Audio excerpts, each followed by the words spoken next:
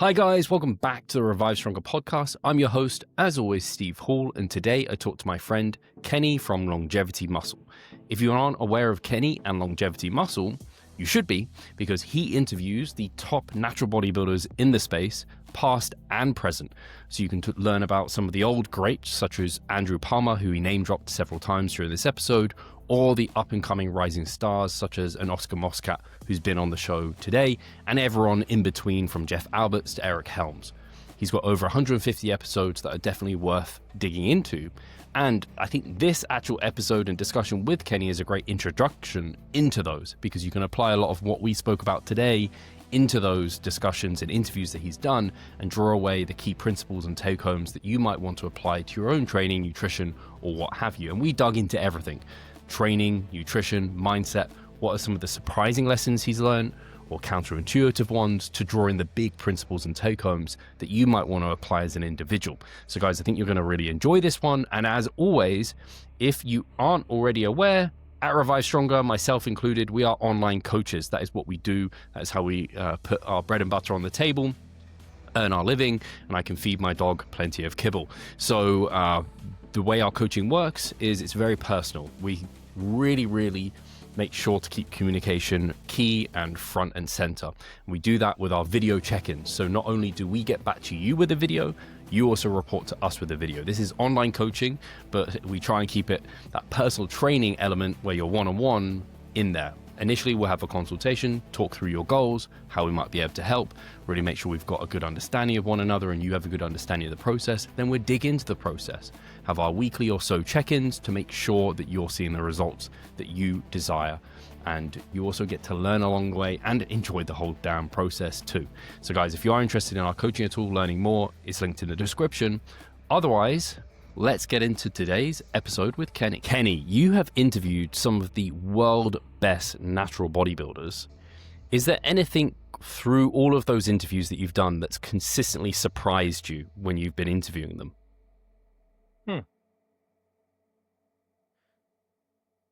That surprised me. It's been over 150 episodes we're in now.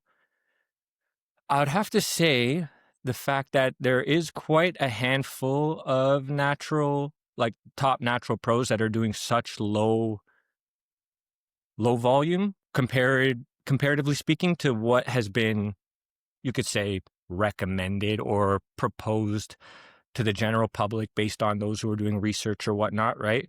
So when I've spoken to a lot of the top pros, like you have like guys like, let me see if I can think on the top of my head, Ian Duckett, Tom Kiat, even guys like Rob Hope, like we're talking world champions, right? John Hart. Ben Howard's there's a lot like guy, right? Ben Howard's a big one. Yeah, that's a big one. The list really goes on. Like if you just scroll through the episodes, if I had the list right now, I could probably pull it up. And I can just be like, oh, low volume, relatively speaking, right?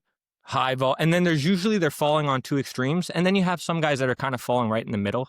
But if I would say like what surprised me, that has to be a big one. Like, wow, you guys got like Andrew Palmer training 2 times per week, 3 times per week, right? Lifetime natural from what he said, right? And has competed in these organizations that are respectable. The WMBF, he's an amateur world champion in the WMBF, even though he competed as a pro in the 90s, which I thought is fascinating because, and that's for other reasons. If you haven't checked, so anyone listening, that's a big episode you'll want to check out with Andrew Palmer. Super rare. Never done a podcast before, but to answer your question, that's like surprising. When I hear someone like that training 2 times per week for like 8 years or however long it was a long time. I don't know if it was 8 years, but it was a big chunk of his career that he trained 2 times per week and then at most 3 times per week. And he did that from the 90s all the way until now, 2025. And it's pretty cool because we did like a feature on him, basically going through his journey on his training from the 90s to now. And it highlights like, okay, how does he do things? Well, this is how he did it in the 90s, the early 2000s, and how his training evolved. And it was like 3 times per week to 2 times per week, low volume, low sets. That's what he's promoted. So like when I hear stories like that, I'm like, wow, this guy's doing, he's a multiple world champion, multiple British champion, Mr. Universe winner, PMBA, WMBF, AMB, UK, DFBA, Like it goes on and on, right? So you're just All like, wow, okay. Oh yeah, exactly. Like a huge list of basically titles, you could say. But nonetheless, yeah. So, and there's countless examples like that. So I think that would be that would have to be one of the most surprising things that I've picked up having done all these interviews. In your head, low volume, or at least in my head, when I think of low volume, I think maybe less than 8 sets for muscle, or up to 8 sets per muscle per week. Is that like where your head is with the low volume, or is it different to that? Just so people have an idea of what low volume, obviously people have different ideas. Of course. It's relative. It's relative, right? So I would say definitely under 10 sets. So under 10 sets, and some are, like I've heard like 2 or 3 sets per muscle per week. So we're talking like 3 sets to failure, could be across the same exercise or different exercises, like 3 exercises, 1 top set. Now, this is where people need to understand this. I have to say this because this is where it can get confusing for people. That's not including warm-ups. And if we're talking about warm-ups, sometimes that could be like 6 sets building up to that top set, especially with the guys who are very strong. Like you're not just slapping on 400 pounds on a squat or 500 pounds on a squat, and then that's it, done. No, there's a buildup, right? And of course, as the weights get heavier, depending on who I've spoken to, some guys are still keeping the reps kind of high. Some guys are dropping the reps as the weights are acclimating up, right? So everybody's got their unique way of doing it, but we're talking about, like a top set, maybe a back off set or 2 straight sets, depending on who I've spoken to. That's typically the guys who are doing the low volume. And some guys just 1 set to failure. Again, not including the warm-ups, right? So with the warm-ups, I would take their word for it when they say it's far away from failure. Like we're taking their word, right? We haven't seen the training. I haven't seen the clips, but they're advanced guys, and we're taking their word when they say that's warm-up sets are away from failure. Like we're not going anywhere near that, right? Like if someone was like, oh, okay, I'm going to do a 400-pound working set for squats, let's just say, and that's like sets of between 6 and 10, just an example, right? Well, my last warm-up might be in the high 300s, and it's like a single. Okay, then obviously that's far away from anything you could do from failure, right? Training to failure. So, I would say that you identified a really cool thing there, I think, Kenny, where I do think success leaves clues, and anecdote is definitely evidence, but you highlighted one of the problems with anecdote is that it's somewhat like word of mouth, and what people define as a hard set is different person to person. Even what people say failure is, or even within the literature, that's a problem. Like, are we talking concentric failure, volitional failure? But most people I ask, like, did you fail or do you take every set to failure? If they say yes, they don't mean I failed concentrically. They mean I stopped when I thought I had nothing left. It's 0 RAR probably, but do you know what I mean? Yeah, 100%. And also, like, I just had this chat with Eddie Saldana. For those who are tuning in, that's an episode we just released. I don't know when this is coming out, Steve, but if for reference point, we're like early November. So let's see how he does. Yeah, that's it, right? Oh, so this is coming out post-Worlds, this episode? Yeah. So I just spoke with him, and we were just talking about the failure thing and how with high reps, obviously, and those of you tuning in who are more advanced or have tuned into a lot of Steve's episodes or the episodes on Revive Stronger, you'll know that with high reps, it's going to be harder to gauge proximity to failure. Like, that's a given. With the low reps, it's going to be easier. You're going to know where you are for the most part, right? Like a set of 5, it's like, I'll have 1 more and then that's it, right? For a set of 20, I don't know about that, right? Like a set of 15, it's tricky, right? Like, so the higher the reps are, the harder it is to gauge. So that's when I'm like, okay, who am I speaking with? And are they someone doing high reps, low reps? And are they actually failing? And did they just fail because they just got tired? Or is it like, could I have grinded out? Because that's a skill, right? You can train yourself to grind that out, right? Like, we know that, Steve. I mean, I've had quite a bit of experience doing that, where it's like, I think I'm at the end and I'll just grind it and then pause for an ISO and then grind it a little more. And it's like, wow, I had like 5 left. Now, I'm not saying that's good. I'm not saying that's necessary for whatever your goal is. Let's say it's hypertrophy, but it's possible, right? In my experience. So yeah, for sure. Yeah, to just want to one of those things, and I think it's great the interviews you do, because you can have that kind of hat on and you can dive into what they precisely mean when they say that, because otherwise it is kind of just like hearsay and then it gets passed down and then it becomes a law. Something I also wonder is, obviously you're talking to mostly like pros, elite, the best of the best, and obviously these people aren't the people in research studies by any means. In research is normally people who aren't even that well trained, most often just average, and so it's whether or not, like, you're seeing, obviously they're doing low volume. Is it because people who are genetic kind of freaks that way, they just grow so well, they don't need to go into those higher volumes? I think there's, on that note, I think there has been research looking into where it's like non-responders, like some people might say there's not non-responders, it's just they haven't gone and done enough. They just need so much more of a potent stimulus in terms of just quantity to eventually see growth. I'm not saying that is the case, but I wonder if there's something to that. Yes, I think there is a genetic component for sure, skill component like we just spoke about, but also like a recovery component. When you're getting really strong and you're able to push yourself, and you like to push yourself to that extreme, you're not going to be able to do that as frequently as you want. And if you do that more frequently, like let's take a guy like David K, who trains 4 times per week, maybe 5 max, but he's a guy who's not doing tons of volume, right? For the most part, it's like 1 to 2 top sets, depending on the exercise, or a 1 top set, maybe a back off set, something of this nature. And he's talked about it on the show. There's a dark side to that, and that's called picking up tons of injuries and aches and pains that you're going to have to work around. And we did a video on that on the channel, the dark side of growing bigger and stronger, with David K. Check it out, Longevity Muscle on YouTube. You can watch that video, that clip. Super insightful, because that's the reality. Like when you're training at that level, like even someone like Andrew Palmer, he has complaints, right? Like aches and pains. And that's someone who's training with low frequency. So what's the answer? Train less? No, right? Like at a certain point, it's like there's only so low you can go with volume. And if you are going in that direction, there's obviously trade-offs. Yeah, okay, you could train a little bit more and maybe not do as intense. Might that be a solution? Is it a technique issue? What is it? Well, we don't know, right? We don't have the answer to that. But these are all things that you can obviously sit here and ponder. I'm not saying that's the way to go either, but it's a reality we have to consider when we're talking about chasing a world title and you're trying to be the best at this whole natural bodybuilding thing and building your physique. And it's a reality, right? Like it's you're competitive in a sense. I think it's the progressive overload that's really the thing. I think that's what it is. And rushing progressive overload, sometimes we get greedy. We're in the gym, we're training hard. We get greedy for that little bit of extra load, extra reps, right? I think that's what does it. And then, possibly an under recovery issue potentially, and how that relates to, of course, life stressors and what you have going on. That's a big thing, right? Yeah. I often think I'm blessed because people might look at the amount of volume that I'm doing and be like, oh, like, how are you even doing that much if you're training that hard and what have you? I'm like, but I'm in a position where I've no kids, no dependents. I can train when I want to. I can eat when I want to. Like, I can basically make natural bodybuilding kind of my career, even though it's not what puts food on the table. But my recovery outside of the gym, so many people don't think about that side. They just think about what they're doing in the gym. But that could completely change the game in terms of what people can do.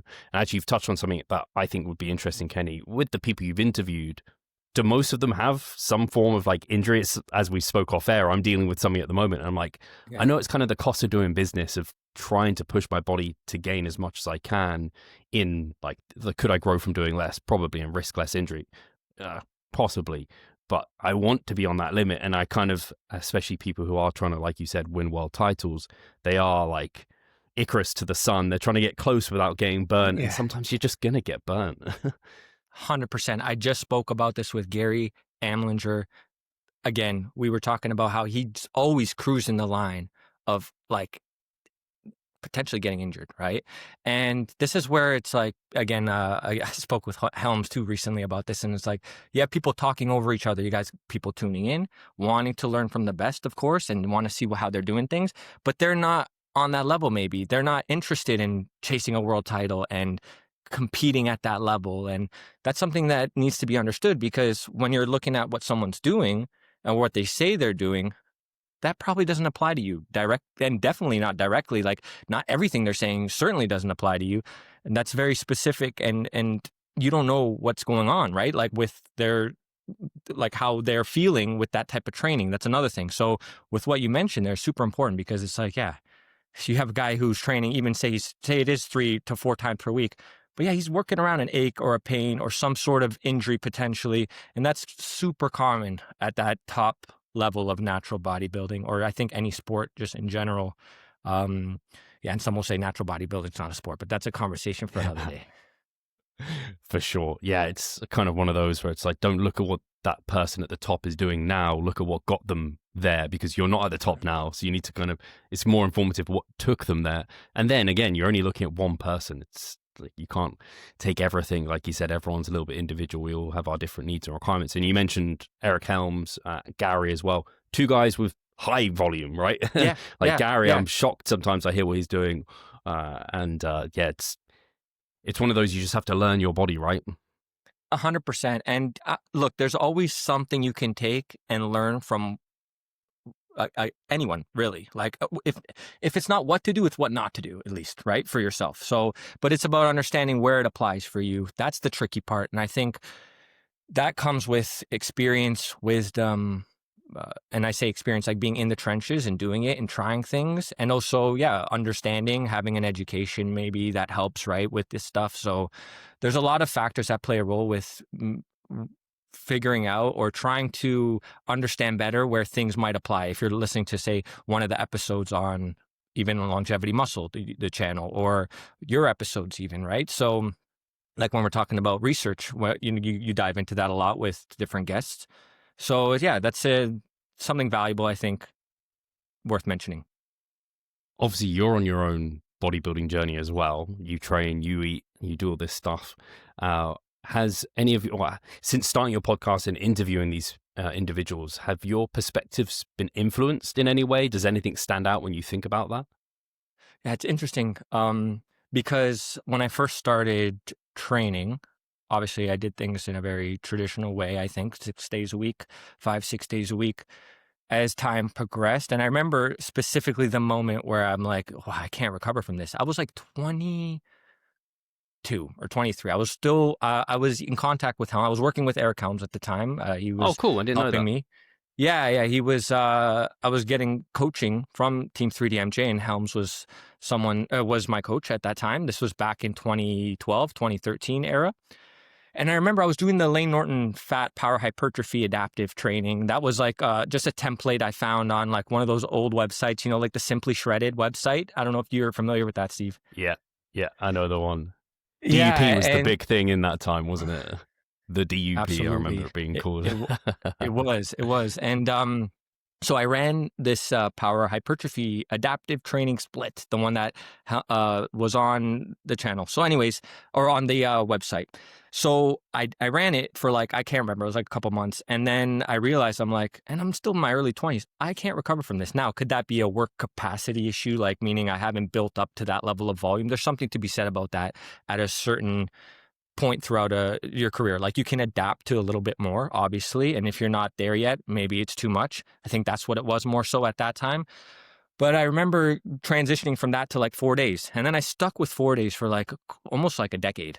And after I started learning more, getting better at training, obviously interviewing a lot of the guests that I've had on the show, I've just ran with almost the same.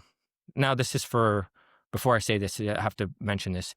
This is also because my priorities are a bit different than maybe some of the guests I've had on. Like they want to be world champions, right? Like that's their mission, or they are world champions, right? That's another thing. Like obviously I've interviewed a lot of world champions, British champions, Mr. Universe winners.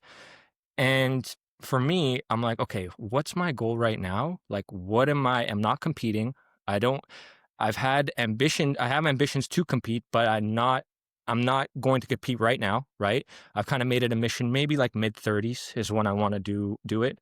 So I'm like, okay, what is the plan that I can stick to with everything I have going on in my life right now? Like, how am I going to be able to put in the most efficient work and make it the most effective? And I think that's where learning from a lot of who I've learned from on the show where it's applied really well for me. And I've stuck with it. Like I haven't changed it based on, it's like, oh, I'm talking to a high volume guy. Now I'm going to do high volume. Oh, I'm talking to a low volume. Now I do low volume. No, man, it's been steady, almost the same for the most part for like the last 4 to 5 years. I've ran with the same frequency, the same process, you could say. Obviously, I've changed a few things here and there, like you adjust the split based on, maybe goals and what you're trying to prioritize, which body parts, etc. But for the most part, it's been the same across the 5 years. I haven't been jumping up and down like a yo-yo, right? So that's been consistent. That's good. Yeah, it's something that frustrates me within like the evidence-based, science-based kind of realm where a new study will come out and suddenly, I don't know, the one that always comes to mind for me, because I don't have a seated leg curl, Kenny, in my gym, is there was a seated leg curl versus a lying leg curl study, and the seated leg curl beat out the lying leg curl. And suddenly everyone's like, right, trash the the lying leg curl, only seated leg curls. It's like, oh man, don't throw out tools. Like, yeah, grew slightly more muscle in everything but the sartorius. And I'm always like, my sartorius is just going to be massive because that's all I only have access to the lying one in my gym. But similar here, that's great to hear that, hey, it's similar to if people are on social media, they're looking through their feed and they see their favorite influencer throws out a new exercise or a new workout and just suggests a new split that they're following. Don't suddenly throw out what you're doing. Continue to follow your plan that's already been driving success. So that's awesome. And I'm imagining you must be near your are you in your 30s now, Kenny? Yeah, I'm 32, so 93. Okay. Cool. Yeah. So the mid-30s is coming. You're going to be stepping on stage soon. I don't want to say when because I never like to, for myself. It's not about like, oh, because people are listening. Or no, it's for me because like I'm a guy who likes to keep his promise to himself. So when I do it and I say I'm going to do it, I'm going to do it. And I've said this on the show, right, many times where it's like, I'm definitely going to do it. Like I want to compete, but I'm not making like a specific, like this date. No, because when I do that, I'm going to do it. Like I want to make sure I do it. So, but I would like to do it very soon because I am 32 now. So it's getting into that territory where it's time. Like I feel like I have enough muscle on me. I've been doing this for over 10 years. And when I hear guys like Robert Feasey, 12-time British champion, world champion, for those who don't know, interviewed him on the show and he competed for the first time mid-30s. Like he was 34, 35. And his physique is incredible. And then you have a guy like Tom Kiat, same deal, 35 years old, competed for the first time. So I'm like, okay, I'm not like behind or something, like just because I haven't competed like as a junior or early 20s, like a lot of guys I've spoken to have. So yeah, if anything, I mean, there's an argument to be said that competing takes time away from growing. So if anything, you've set yourself up for success. But also I do think there's something to competing just sets alight a fire. Maybe if you competed 5 years ago and you'd be like, man, this is everything I want to do, and you give it even more. But hey, you kind of live and progress, right? 100%. And that's another thing. It's like, I might do it and then I think, I don't even like this. Like imagine if I did that after all this time. Maybe I just like the process of training and the programming and actually getting in the gym and growing and being in that quote unquote off season or growing phase is probably the better way to put it. Mode where you're just like in a bit of a surplus and you're constantly seeing your physique. Do a mini cut, you're like, oh, I look good, beach lean, right? Maybe that's it. But we're gonna find out, right? Like you don't know until you try, of course. Yeah. I like improvement season or like a lifestyle bodybuilder almost. You live in the best parts of bodybuilding, being well fed, being lean, but not to the point of looking ill. The funny thing is if you look back and sorry, go ahead. I was just going, none of those like red S, just like being massively diet fatigued, hormones in the gutter, that sort of those symptoms. Those things don't excite me, obviously, but I am like, when I look back at like the 50s, like guys like Steve Reeves, I'm like, well, shoot, I've dieted down probably to those levels of leanness already. Like if that was the standard now, I would have competed already, right? But that's not the standard anymore. Natural bodybuilding's evolved immensely. Now you have to get absolutely shredded, peeled to the bone, and be super, super uncomfortable. And that's not a bad thing, but you have to recognize that it can have effects on your health, right? It can have effects on the quality of your health. So that has to be done at a time where it's appropriate. And that's also why I've put it off for quite some time, because it just hasn't been appropriate based on what I've had going on in my life. So I'd be interested, what got you into bodybuilding in the first place, and also particularly starting your show. I'd love to hear like what led to you wanting to interview and move in that direction. Yeah, good question, man. Good question. So basically, it started off, I was a competitive athlete, right? In my teens or young. I started off very young playing competitive ice hockey, competitive soccer or football, of course, as we say in Europe, right? And had some injuries take its toll on me. But I also recognized early on that I loved training at a certain point more than I loved being on the actual field, right? Like actually playing the game. That's when I knew, I'm like, okay, it's time to make a bit of a transition. So that's when I got into it kind of just happened naturally, obviously, right? You're training for your sport, and then you're like, yo, I'm getting some biceps, my triceps are popping, right? And then you're like, okay, I like this a little bit more now. So then you start training more, you start building your body, you start learning. I had guys that I was looking up to at a young age that I was like, wow, this could be done naturally, because I was never going to go the other route because I care too much about my health, and I've always been a little bit of a health, I hate to say it like this, but you know the term, like a health freak kind of thing from a young age. That's literally what was coming to mind. Yeah, yeah. So for me, I just naturally transitioned into the bodybuilding. Saw guys like Lane Norton early on. We mentioned the fat programming that I started off with, right? Eric Helms, Team 3DMJ, Nunez, like Alberto Nunez, Jeff Alberts. Those are the guys that I was like, oh, okay, can be done naturally. Philip Ricardo Jr., these guys. So, who, by the way, have all been interviewed on the show as well for those tuning in, right? You can check those interviews out. But actually not Lane Norton. You've had Lane Norton actually on, which is awesome. Yeah. That would be great for you to interview Lane because, man, like I forget who told me, but I think Lane maybe had like the same fat-free mass index of like Doug Miller.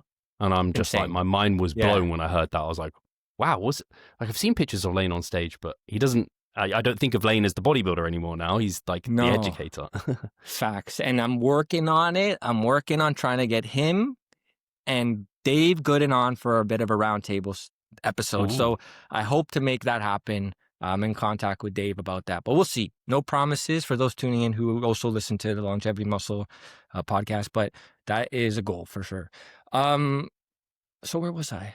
Yeah. So we were talking about how it transitioned. So that's basically how it happened. So, and then pandemic hit and I'm like, I am going to go with this idea that I've had for quite some time. I've always wanted to try the YouTube thing. And it was something that was like, okay, this is a good time now. It's a pandemic. Things are shut down. I have time. My girlfriend, who I'm with still, of course, after 11 years, she was like, you know what? You've been talking about this. Just do it. Now's a perfect time. So I did it. And that's how it started. I messaged Jeff Alberts.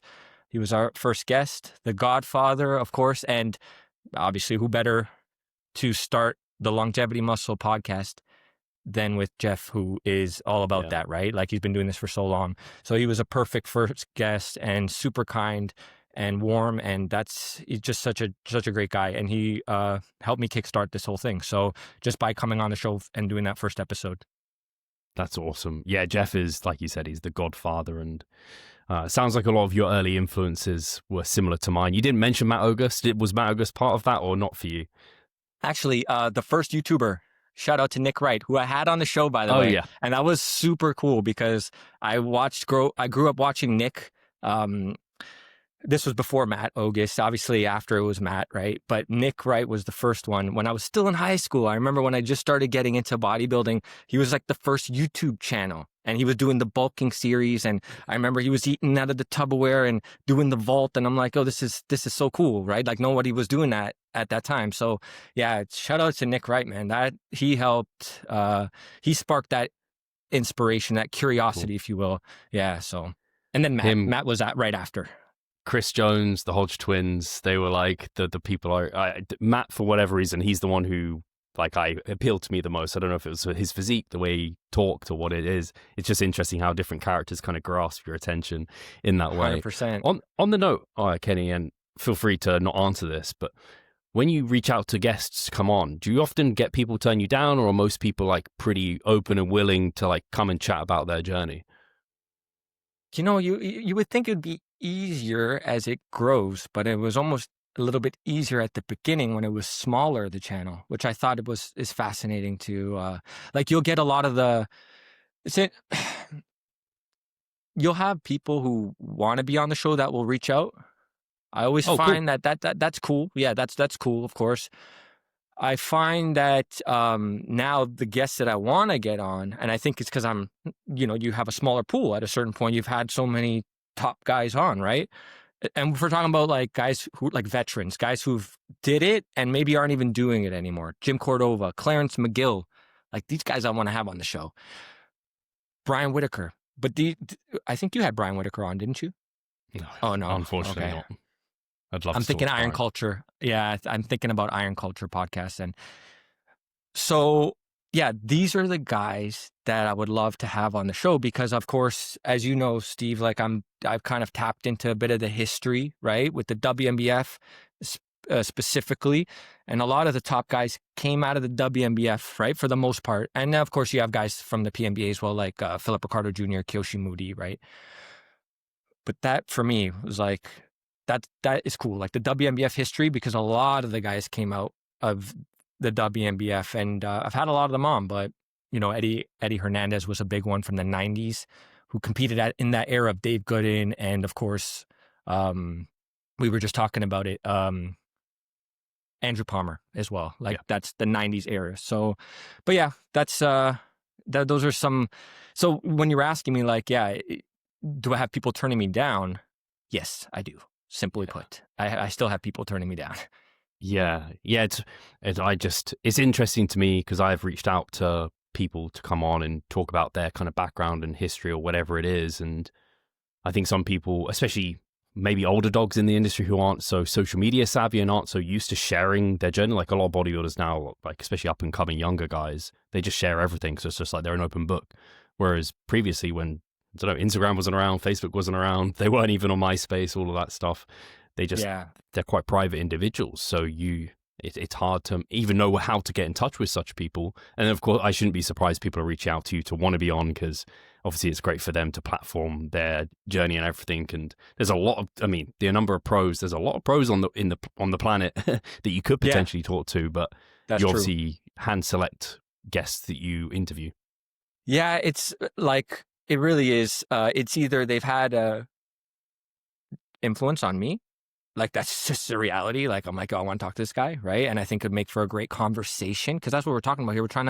We're trying to deliver a conversation that's exciting, right? To a degree, so people want to tune in. And if I'm engaged, that helps, of course, right? That's the first thing. The second thing is, like you mentioned, there's a lot of pros, but I've always been fascinated with the history and the older generation doing this who've paved the way. Like I said, like Rob Hope, like that is cool that I had him on. David Kay, like these guys haven't been interviewed like a lot. And if they have, it's like super rare. Like AJ did it like 5-6 years ago or whatever. He did it like a small run for his podcast. But, there's a lot of podcasts that are out there now, and I would say probably the leading podcast, especially on interviewing people who are doing like the research within the hypertrophy space. Yeah. Like I remember listening to your podcast with Mike Israetel and that roundtable with like Lyle McDonald, and like this was before the beef, right? That's like, popping off now. That's popping off, man. You got to revive that one. You should do a throwback episode and just post it, and that will explode on YouTube for sure. Yeah. Be like Throwback Thursday, right? But anyways, so I've always been fascinated with the history. You're doing your thing with, how you're approaching it. And just not a lot of people were doing this version of it. And I kind of just stumbled into it, if I'm being honest. It started with Jeff, but then I started becoming more fascinated with like, who were some of the guys who competed back like in the early 2000s, like with the WNBF. Oh, this guy. Oh, let me reach out to them. How are they doing things? Because I've always been curious, right? I think that's a big thing. I definitely think the curiosity helps as well. Yeah. That's just, I think that's just a natural thing for me to just be curious and want to know more. And I think people have been drawn to that. People get excited about wanting to learn from the top guys doing it. So for sure. Yeah, that's why I love what you're doing, because I love your interview style of just being kind of the student, letting them explain kind of what they're up to. I really appreciate that. That's kind of how I approach my podcast as well. Obviously, a little bit different to yours. I'm going into some kind of athlete interviews and stuff, but not to the same degree that you are by any means. And I completely agree with you in terms of it has to be a conversation. I can't tell you the number of people who have reached out who want to be on the show. And I'm like, honestly, or people have recommended people to come on. I'm like, I don't know them at all. Like, I can't just bring them on and try and have a discussion based off no knowledge of who they are. Also, it kind of disrespects the person on the other end, I feel like. Yeah. So my recommendation to, like, if there are people who have their own podcast or want to start one, like, make sure you do your research behind the guest, because if someone comes on is just like, I don't know, you're asking them questions they've been asked a million times over and stuff they feel like maybe you should know, it leaves a bit of taste in everyone's mouth, and also the person listening on the other end. So yeah, I appreciate that you don't just kind of bring on any kind of Bob, Sally, Joe, whatever. No. And and I can appreciate the interest. Like, I never would have thought that, oh wow, now people want to be on the show, right? Like, I get it though, because it's associated with the top pros in the entire world, right? If we're talking about natural bodybuilding, so I can understand it, of course. But like you said, it has to be, I think there has to be an element of, like, do I know who they are? And am I going to be excited to chat with them? And is that going to make an episode worthy enough for the viewers and for the person on the receiving end, like you said, the person who I'm interviewing? So, yeah. Kenny, from your episodes, I know I've also already asked you a question that maybe is similar to this in terms of like anything that surprised you, but is there any like counterintuitive lessons that when you've spoken to people where people think, hey, the people top in the game, they must be, I don't know, I don't want to try and lead you to a certain answer here, but any counterintuitive lessons where you're like, oh, I wouldn't have expected to have kind of had that so consistently with so many top level in the bodybuilding space? Aside from what I had mentioned, obviously, right? So now I got to think, because now we're not talking about volume or frequency. We're talking could be about lifestyle, anything about the individuals. Like if there's any unique characteristics, or it might even be that there isn't one model. Like I don't know why this example comes to mind, but it was talking about like Andy, like some of the top tennis players. They were going through like Djokovic, Andy Murray, Federer, and they all had just like wildly different approaches and different personalities. It was just like, oh, there's many ways to skin a cat comes to mind. Yeah. Well, but you just said it. Like, that is what it is. Like, you have the extremes on both ends. We spoke about this, but also even like a guy like Oscar Moscat, for example. A guy doesn't train to failure. At least he says he doesn't, right? I mean, I've seen him do some ridiculous loads, and I'm like, but I haven't. His volume is wild, man. His volume is wild, though, right? So, like, you're like, okay, it's no secret why he's growing. Obviously, aside from the fact that he's a genetic phenom, which you would agree with, but he's putting in the work, right? So you have these extremes, and I'm just like, sometimes I'm like stumbled. I'm like, oh, should I try that? Like, what would happen if I try that? You're not going to look like Oscar, that's for sure. So maybe you shouldn't try that, because you know deep down that you're wired for this all-out training. So I said that twice, this all-out training, right? So if you're wired that way, trying to back off and do tons of volume, it just doesn't come naturally to you. I've tried it. I've gone through those cycles, and for me, it just doesn't come naturally. So I think what's interesting, actually, and I know this doesn't answer your question, Steve, or maybe it does, navigating, you can listen to yourself at a certain point, like where you're like, okay, I'm navigating I keep falling back to this. Maybe that's not a bad thing. Maybe. How can I make the most of it then? And this is what's so cool. Now that I have people that I've seen do it and are at the top level, maybe it's not a bad thing then, because they're doing it and they look incredible. And what? Oh, they're going to get better results if they add an extra day and train a little bit further from failure. I don't know. I don't think so. Like, you telling me Andrew Palmer wouldn't be Andrew Palmer if he did 4 or 5 days a week and put some reps in reserve? No, man. I just don't buy it, right? I'm not convinced. That's an opinion, though. I'm not saying I'm right. I'm just saying I'm not convinced. So, and we don't have the answer unless he ran both experiments, right? But I can tell you, he probably wouldn't agree with that. He'd probably be like, yeah, I don't think so. I think I look better doing it the way I'm doing it, because he's wired for that version, that style of training. So I think you got to, at a certain point, not beginners. If you're a beginner or you're someone, I would say sub 10 years of training, probably this does not apply to you. But at a certain point, you gotta listen to the signs. You could experiment, try it, see what happens. Are you getting more injuries? Okay, let me write that down. With this approach, I get more injuries. Okay.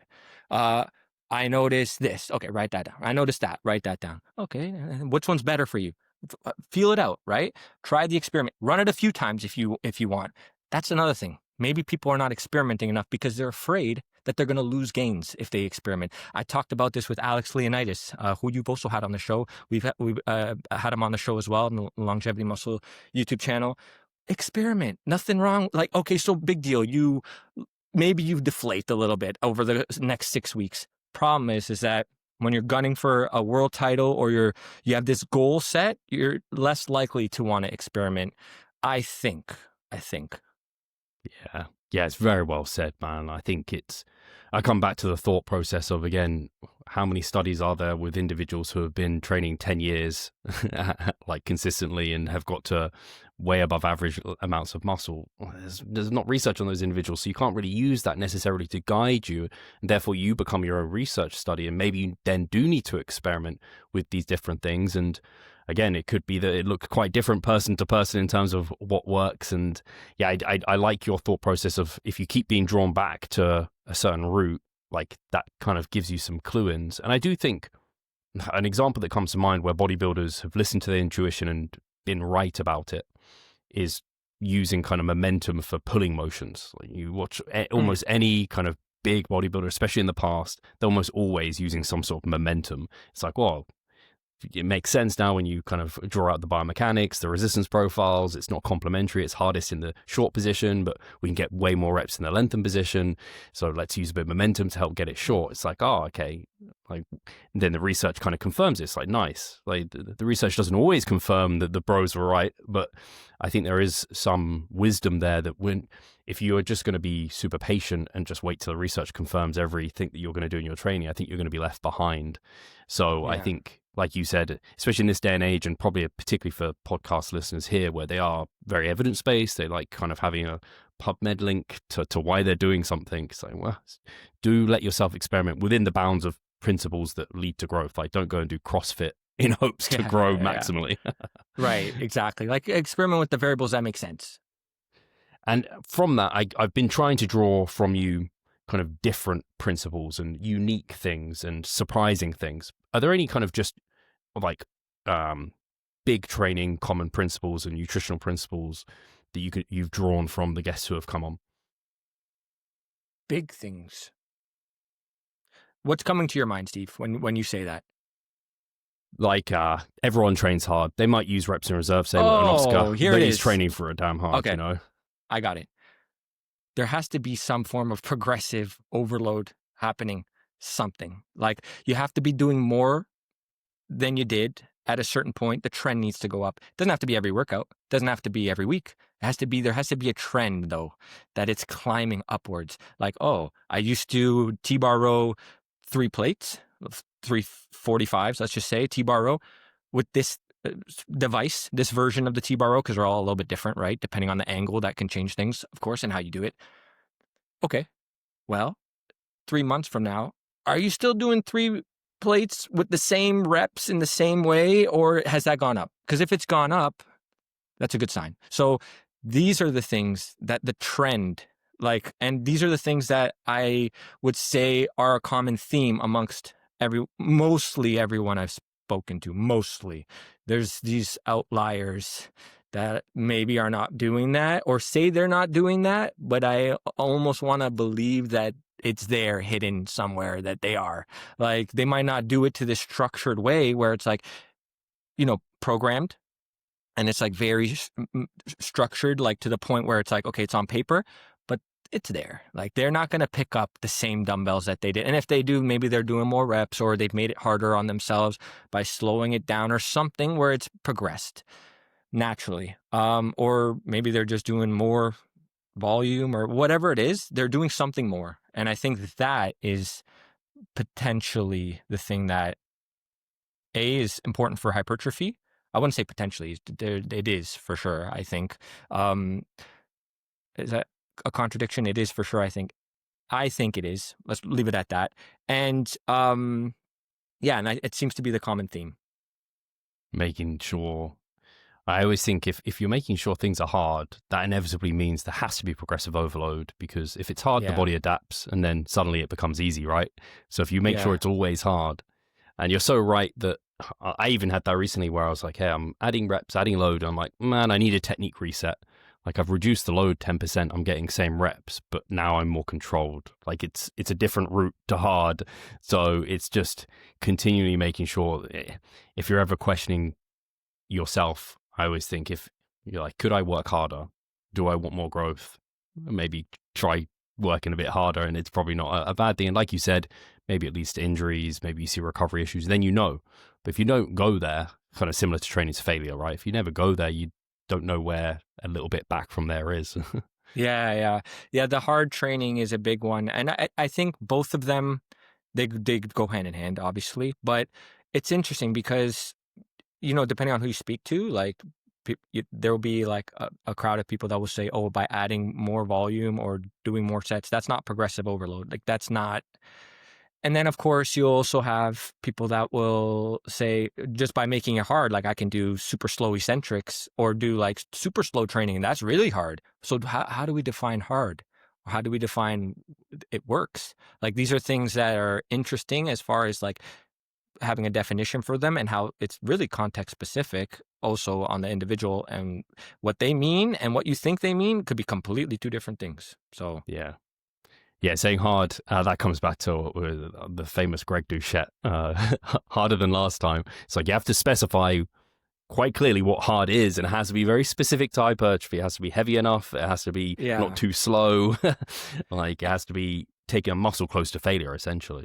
Yeah, exactly. Close to failure for sure. And I think that's also why I mentioned the progressive overload thing, like doing more load or reps over time. Like that's important. And that combined with the hard, that's where the magic happens, I believe. Yeah. So how about, I've got two, obviously we've talked about training quite a bit, Kenny, nutrition or mindset. Anything that comes to mind there that you see? I don't know if you've seen it. There was an interview with Chris Bumstead on the Modern Wisdom podcast, and I was just like, wow, Chris is so like driven differently to many other top performers in the space. Do you find there's any commonalities in mindset, or is that quite different? I think there's a lot more similarities and differences when it comes to mindset. I think there's a lot of like, I don't know if this is a nice way to put it, but the neurotic like behaviors, like where it's like, okay, there's a plan, we stick to it. There's some guys that they do not do this flexible approach, and it's like, I don't care if I'm a little bit tired or if I slept I slept poorly, I'm going to the gym because I said I'm training 4 days a week. That's the plan, right? And these are world champions. Mark Oakes, for example, that he won't do it. He won't skip a day, even if he slept poorly, even if this is what he said on the show. I'm going with what he said, right? Of course.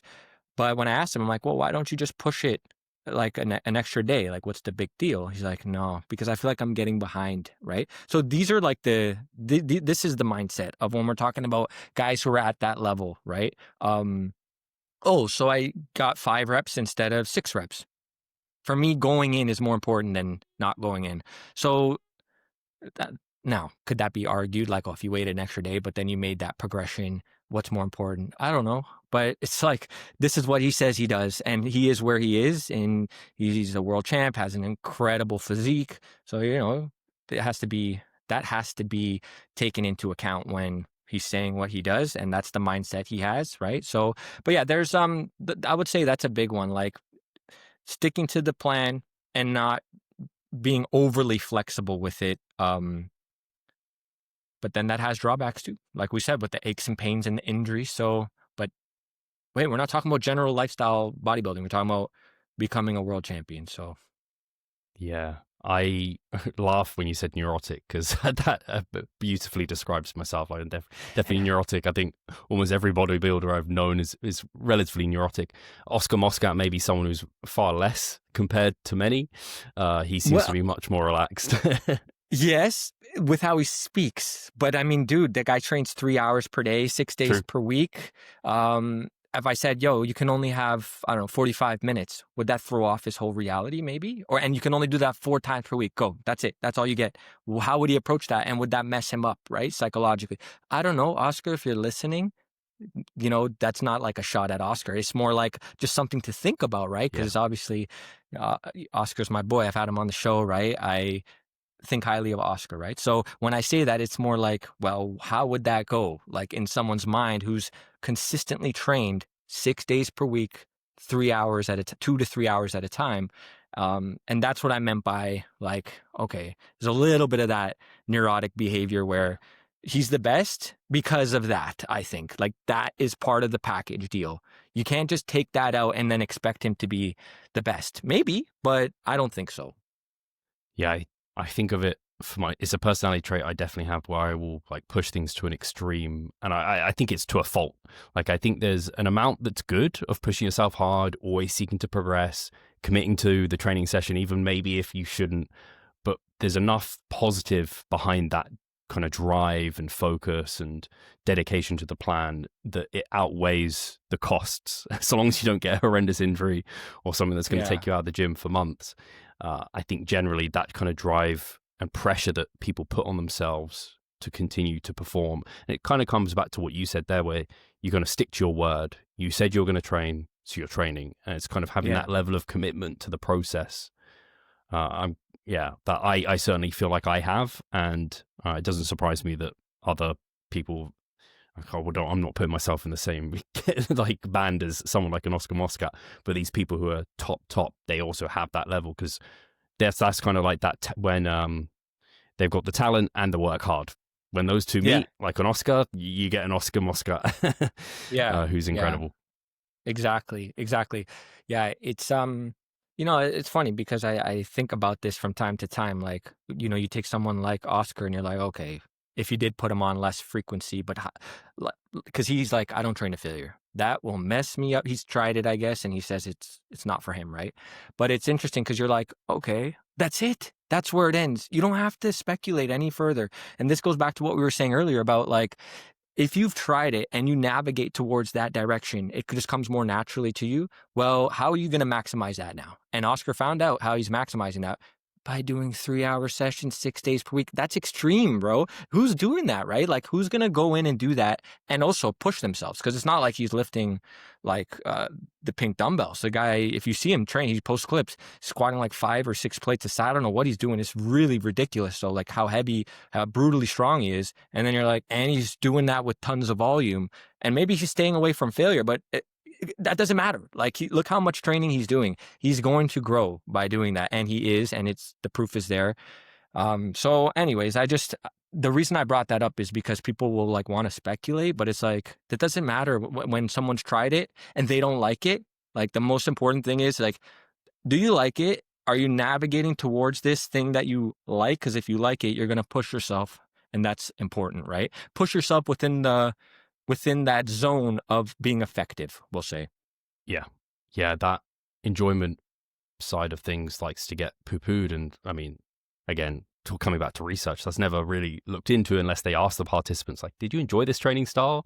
Yeah, exactly. Yeah. Because to be sustainable, you've got to enjoy it, which is probably why your split hasn't changed for like a decade, too much at least, because you found something that's just working. And the ultimate arbiter of like, am I getting better, is progressive overload, and that's occurring for you. So it's like, well, why would I kind of change this if it's leading to the results I want in an enjoyable, sustainable fashion? You don't. You don't. Exactly. That's what will be more effective for me based on what you just mentioned. So yeah, 100%. Anything with nutrition, Kenny, like the most or all of the people you've interviewed, I don't know if you know this about them actually, because you'd have to have asked them, but like been through like large bulks, or like some of them just like recomp, or is their protein really high or surprisingly low? Anything that you've kind of drawn from your discussions? Yeah, so I would say that majority, I'll say it like this because it's more accurate. Majority of the guests that I've had on, the top in the game, have gone through some form of bulk early in their career. Then what ends up happening is they get older and they like to, or they have, depending on who I've spoken to, will say, I don't want it to make it sound like I'm throwing guests like under the bus, like where it's like they said it that way, but they did say it this way. So like you've had guys like, for example, Lee Williams. He said that when he bulking, not ideal, right? But then you have someone like Robert Feasey who will say that was absolutely necessary for the amount of like to where I've gotten it with my physique. The question is did Lee go through a bulk early on in his career, and can we discredit that even though he's saying that it's not required and people shouldn't bulk? I don't have the answer to that. Maybe it was mentioned on the show. It was a long time ago. I'd have to go back and check. But these are things I start thinking about after. And I feel like sometimes what happens is you speak to someone where they are in their current situation, right? Like, oh, they might be in their 40s or 50s. And they realize, okay, I'm older now. We're not doing this whole bulking thing anymore because there's no value to it based on where I'm at, right? Like I'm older, I put on the muscle that I can put on, and this bulk will not be useful. But if you're talking about a 20-year-old, right, there's going to be advantages to that. I've gone through it. I'm sure you have too, right, Steve? For sure, yeah. And then I think about where did I make a big chunk of progress? It was when I climbed my body weight up from 125, this is a real story, all the way up to like 200 pounds. Now, that was over the course of years, though, years. Like I'm talking a 16-year-old to like a 23-year-old. So, right, I did it. Like I did the bulk, right? That happened. Was it necessary to go that high? I don't know, but I did it. Then we can't discredit it, right? So what I'm saying is the guys who have been in this for a long time, like 40s and 50s, sometimes they'll say things based on where they're at now. And we don't know necessarily how they did things in their early 20s. And if what they're saying is lining up with what they did in their early 20s, we take their word for it. And if we dug a little deeper, might we get a different answer too? Like if the questions were just phrased a little bit differently. These are things I think about after sometimes when I've now reflecting, like you asked me this question. So do I think majority of the guests have gone through a bulk? Yes, I do. I think majority have climbed their body weight up, and then some will have opposing opinions and will say, I made no progress when I did it a second time, or I made no progress at all when I did it because my stage weight was the same. They'll say things like this, right? But then I'm like, okay, maybe at a certain point, bulking becomes not as productive. I can believe that. Yeah, I can agree with that too. But we can't discredit it if it did happen and what that meant for building someone's physique at a certain point. That's just all I'm saying. So, because there's a lot of talk right now about bulking, right? Like being maybe not as beneficial. And it's like, but who's that for? Like, who are we talking about? Like a 20-year-old or a 35-year-old who's been training for 15 years? It's going to be a very different thing, right? So yeah.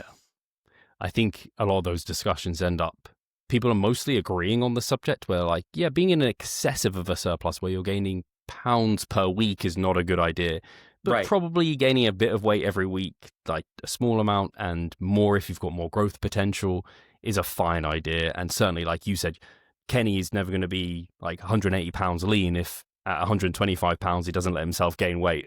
Like, exactly. How's it going to happen? Make that math. Also, I spoke with Helms about this, and we were like, okay, if I was like, let's say I'm at 180, like that's where I'm at right now. Like, let's just say, right? And I died down to 170. Well, when I climb back up, I'm not going to stay at 170 unless I'm doing a show, right?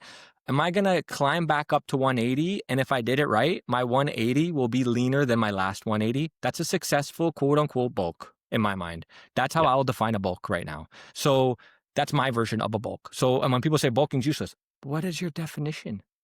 Right? So that's another thing. Is your definition getting fat beyond belief, or is it adding 10 pounds from where you're currently at? How do we define it? Right? So these are things that also need to be not only thought about, but discussed when people are talking about bulking. That's the first question that'll come out of my mind. What is your definition of a bulk? Is it a slight surplus, a big, what are we talking about? Right?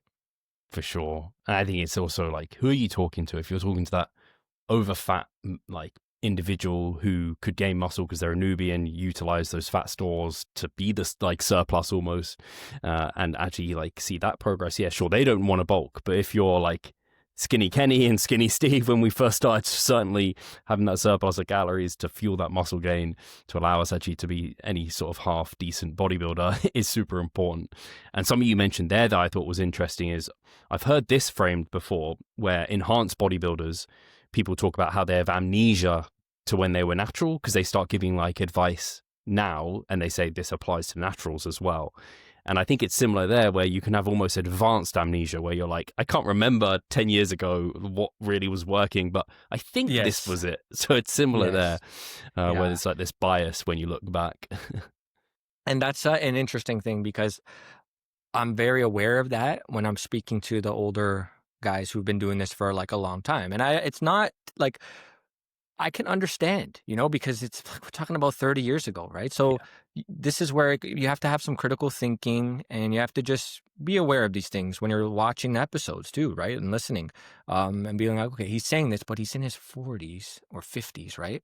Okay, I wonder how it was when he was in his 20s. And is he saying that as a fact to be the case when he was in his 20s? If it didn't come out of the person's mouth, maybe that's not how he did it in his 20s. Maybe that's just how he's doing it now, because people like to assume. People will like make this assumption, or like this, it's almost like a baseless assumption, or I think I said that right.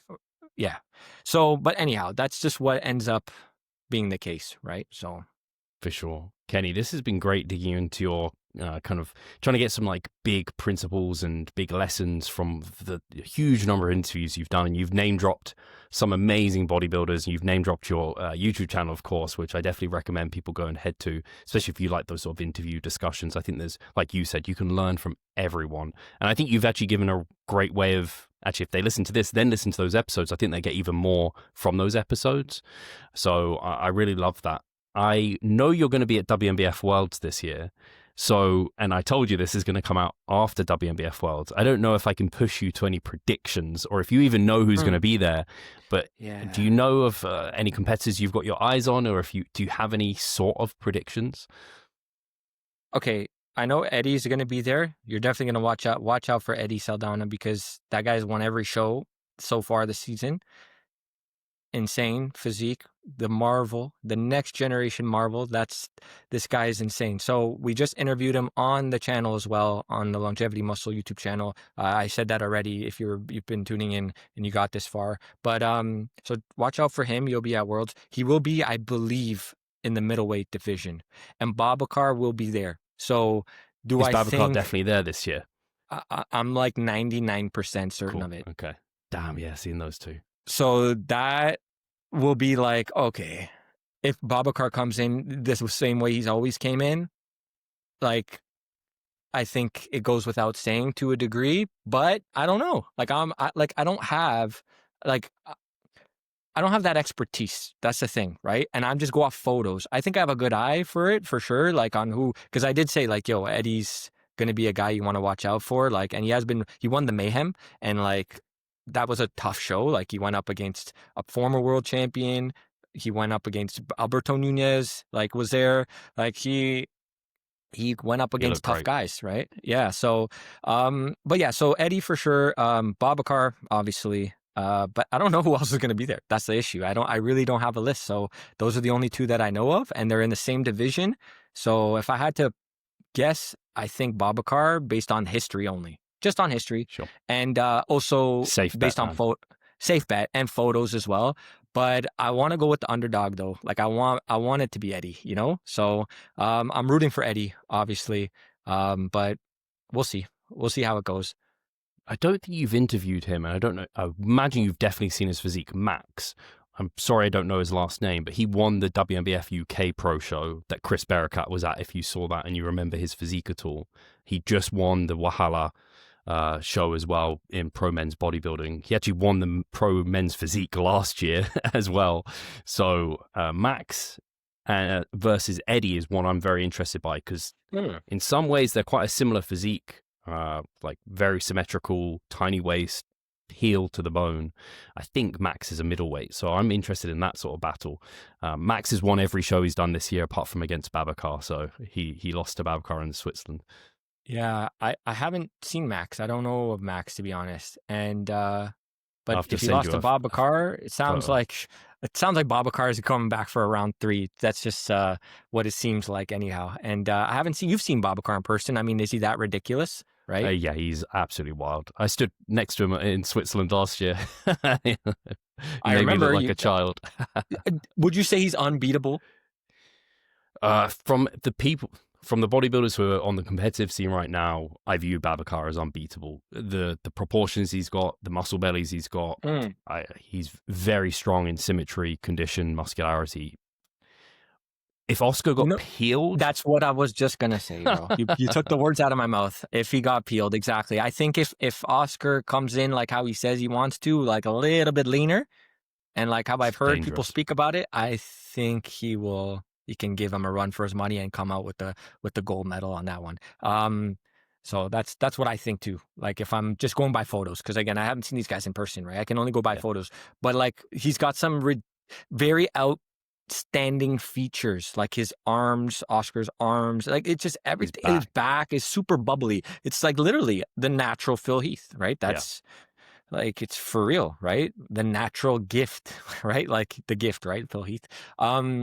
And then you have like someone like Babacar is like almost like a Kai Green, like in a way. It's like Phil Heath versus Kai Green. Like that's almost what it looks like. Yeah. But we haven't. But the difference now is that Babacar has beat Oscar, whereas Kai Green has not beat Phil Heath. So yes, that's true. But we'll see. It would be interesting to see in the future what happens, and if Oscar and Babacar step on stage together again, what that will look like. I would be excited to see that go down in real time. Yeah, for sure.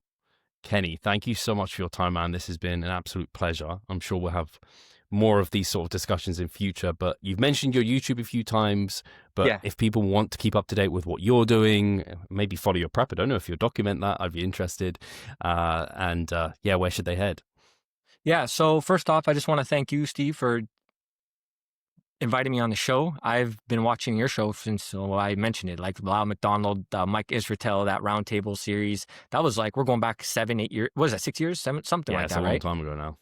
So I've been watching your show for a long time. So this is really cool to be on your show. And I would say for those who want to get in touch, check out or want to watch the episodes, check out Longevity Muscle on YouTube. We also have the Longevity Muscle podcast that episodes are being released on Spotify, Apple, all that good stuff. If you want to watch episodes early, we do early release to episodes as well, which is on our membership channel on YouTube. So if you want to tune in ad-free, 100% ad-free, I go out of my way to make sure I include photos where applicable and all that good stuff. Check out the membership channel on YouTube.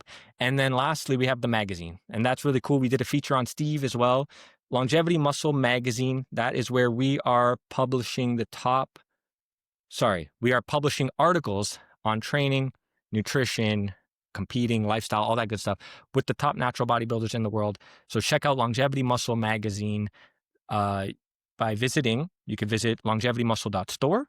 That's how you can get access to the magazine, or check out longevitymuscle.substack.com. Both will take you to the magazine because the Substack is our hosting site. So that's how people can get in touch. And lastly, of course, Longevity Muscle on Instagram, and that will take you to all the relevant pages.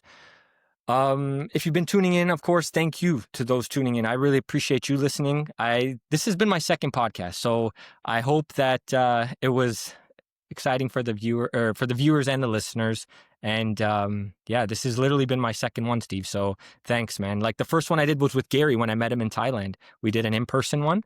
I don't know if you did. You actually watched it? Yeah, I have. Oh, seen you did? Yeah. Oh, I appreciate that.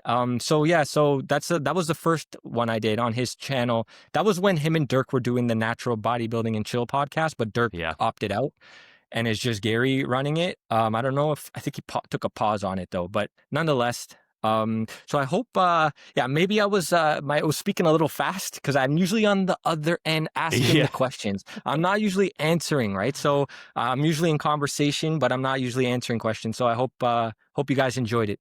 Thank you for tuning in. For sure, dude. I know exactly how you feel. It's always a bit funny being on the other end and not being the one who just like puts in a little question and just pokes and lets the other person run.